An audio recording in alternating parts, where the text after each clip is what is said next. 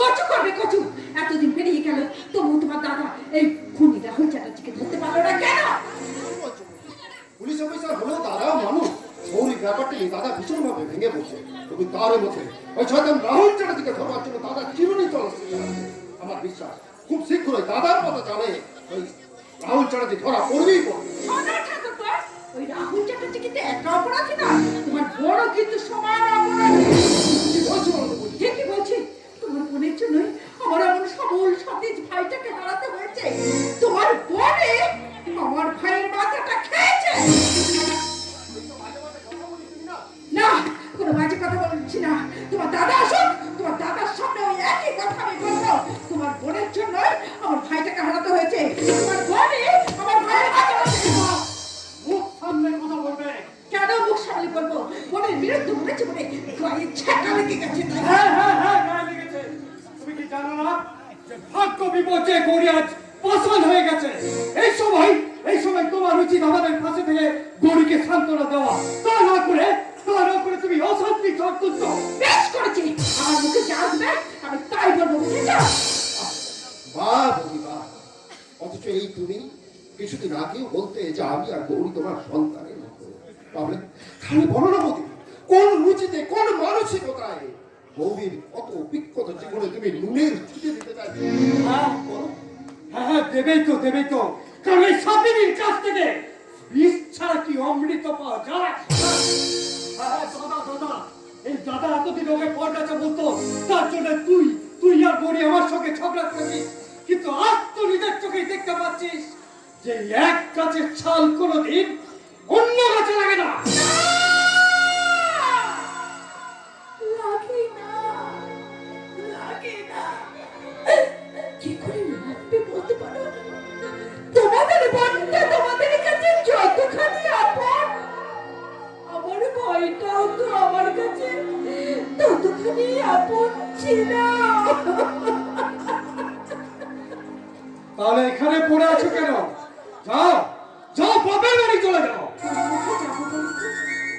যে বাবা মামি ছোট থেকে আমাকে খাইয়ে পড়িয়ে মানুষ করেছে, তাদের এত বড় ক্ষতি করবো কি গিয়ে দাঁড়াবো তাদের সামনে? তোমাদের বোন আমার সম্পদ বন্ধ করে দিয়েছে, তাই তোমাদের বোনকে আমি কোনোদিন ক্ষমা করতে পারবো না।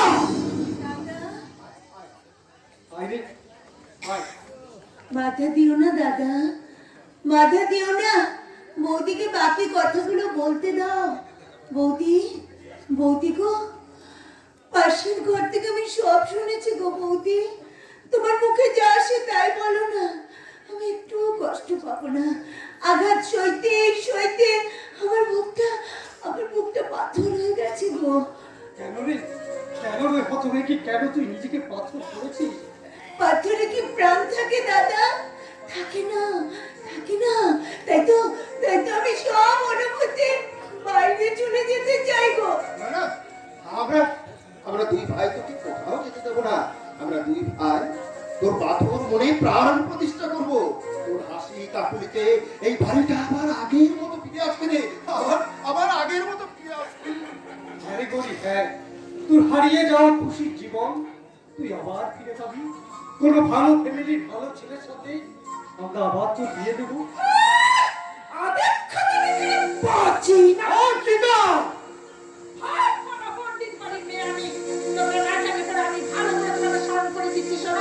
এই মেয়েরা বিয়ে দেওয়া যাবে না, কারণ বিয়ের দিন গায়ে হলুদ হওয়ার পর যে মেয়ের পর হয়ে যায় সে কিন্তু কুমারীও নয় আর সাধুবাও নয়, সে হচ্ছে বিধবা।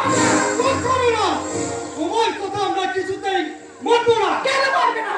এই সংসারটা কি আমার নয়? এই সংসার কি মঙ্গল অমঙ্গল বলে কিচ্ছু নাই? না এই সংসারে মঙ্গল অমঙ্গলের কথা তোমাদের ভাবতে হবে না। তুমি সাথে থাকতে পারো, সাথে যদি তোমরা বিধবা বলে বিয়ে দিতে চাও, ওদেরকে নিয়ে কি আলাদা করে রাখবে? আর তোমাকেও বলি শোনো, এই সংসারটা আমার, তাই ভালো মন্দ বিচারটা আমি করবো। এই সংসারে নতুন করে কোনো অমঙ্গল আমি হতে দেব না। তোর সংসারের কথাই আমি আগুন ধরিয়ে দেব। তবে আমার এই ভাই সকলকে আমি কোনোদিন আলাদা করতে পারবো না, কোনোদিনই না। সুমন্ত আমাকে আমার থানায় যেতে হবে না। তুই গৌরীর প্রতি খেয়াল রাখিস। আর গৌরী থানা থেকে ফিরে এসে তোর সাথে গল্প করবো। কেমন দেবো কেমন? ছোটদা, হ্যাঁ হ্যাঁ বল বল। ছোটদা রে, আমার একটা কাজ করে দিতে পারবে আরে না বাবা, ছোটদা? বলেই দেখ না। বলছি আমাকে একটু হিসেবে দিতে পারবে? কেন বুঝতে পারছিস না? তোর আর বর্তার জীবন থেকে আমি সরে না গেলে তোদের যে কষ্টের শেষ থাকবে না রে। শুনতে পেলি না, শুনতে পেলি না আমাদের মমতাময়ী বৌদির কথাগুলো? আমাদের ভাই বোনের শব্দ বাদলটাকে কেমন আলগা করে দিয়ে গেল, শুনতে পেলি না? বৌদি তো এখন সবসময় ওর কথা বলে, ওর কথা বাদ দে। চল চল, তোকে একবার ডিউটি যাওয়ার পথে ডিউটি? ডিউটি কোথায় যাবি রে ছোটদা? এই দেখছি আসল কথাটা তোকে বলাই হয়নি। আমি একটা বড় কোম্পানিতে চাকরি পেয়েছি রে, আর আজই তার জয়েনিং ডে। তুই চাকরি পেয়েছিস? আমার ভীষণ আনন্দ হচ্ছে, ভীষণ আনন্দ। তাহলে চল, আর দেরি না করে এখন একবার সূর্য সেন পল্লীতে চল। কিন্তু সূর্য শিব পল্লীতে কেন রে ছোটদা? আরে বাবা, সেখানে অক্টানে মাসের কালী পুজো বলে বিরাট একটা ফাংশন করছে ও পাড়ার লোকেরা। তা আমি বলেছি আমার বন্ধু তো খুব ভালো গান গায়, কি পারবি তোমার মুখ রাখতে? নে তৈরি হয়ে নে, আমি এখনই একবার ভিতর থেকে আসছি।